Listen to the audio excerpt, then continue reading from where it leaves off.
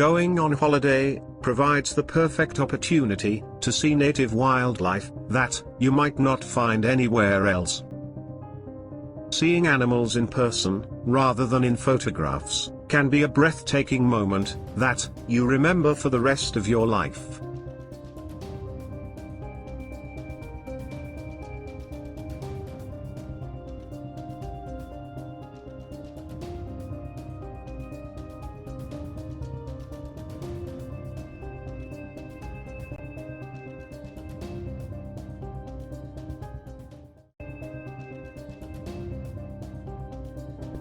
So, you want to make sure you find the right place to do it. At first, zoos and wildlife sanctuaries might seem synonymous, but there are some very distinct differences between the two. What are the differences? Obviously, sanctuaries and zoos both provide a home for animals, many of which are exotic. They also both allow the public to see their animals, although this can be restricted at a sanctuary. Despite their similarities, their purposes and methods are often very different. What is their purpose? The main difference between the two types of organizations is their very reasons for existing. Sanctuaries aim to rescue and rehabilitate injured or captured animals and give them a lifelong home. The focus is on the animals entirely. On the other hand, zoos focus on human enjoyment with animals as a source of entertainment. That doesn't necessarily mean that the animals aren't well cared for, but it does mean that they are exploited because they are unable to lead their natural lives for the benefit of humans. Essentially, at a zoo the most important creatures there are the humans, whilst at a sanctuary, it is the animals themselves. How do they acquire animals? Because of their different purposes, the way in which zoos and sanctuaries source their animals differs. As rescue centers, sanctuaries only take in animals that need help in some way.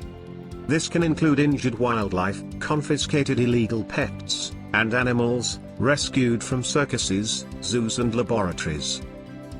Sanctuaries would not take in an animal unless the animal was suffering in some way. Zoos very much differ from this approach, as they acquire animals that will be entertaining for the public. This means that they care less about the background of the animal. They are likely to sell and trade animals, and some places even capture perfectly healthy animals from the wild. Excessive animals are sold or traded again and again, whereas sanctuaries ensure that animals have a home for life, unless they are able to be released into the wild, which would always be the priority. How do the habitats differ? Because sanctuaries always try to release healthy animals back into the wild, they focus on creating an environment that replicates their natural environment. Habitats offer physical stimulation to enrich the life of the animal, rather than the experience of visitors. Sanctuaries also provide emotional stimulation for the animals by pairing them with species they are familiar with, so they don't get lonely or bored.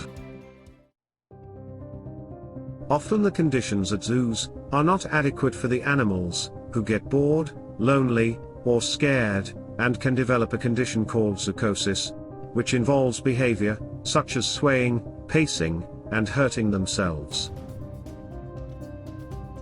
Some zoos keep animals in small cages that do not resemble their natural habitat at all, so naturally, their mood and behavior are affected. No confined space is enough for a wild animal, but sanctuaries at least know they are keeping the animals for their own benefit. Do they breed animals? Breeding animals is a controversial subject, as it can be beneficial for endangered animals' population numbers. But animals born in captivity might not be able to survive if they are then released into the wild. Animal sanctuaries don't tend to breed because of this, and because they have limited resources that they would rather direct towards animals that need them. Zoos, on the other hand, have often been criticized for overbreeding. Baby animals attract more visitors, so staff have a tendency to breed the animals, which results in overcrowding. Excess animals will then be traded or sold again, adding to the crucial problem that the needs of the individual are not considered as important as the overall appeal of the zoo to visitors. Why should you visit an animal sanctuary? It's obvious that zoos do not create the same safe place for animals to live as sanctuaries do, where they care more about the needs of the animals rather than the wants of the humans visiting them. It is always better to visit a sanctuary rather than a zoo, and donate towards a place that helps animals in need.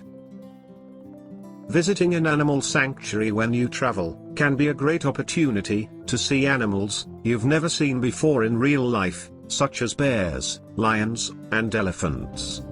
You will usually be given a tour by a guide who can give you more information on the heartbreaking backstories of the animals and how they are cared for now, something you wouldn't get at a zoo.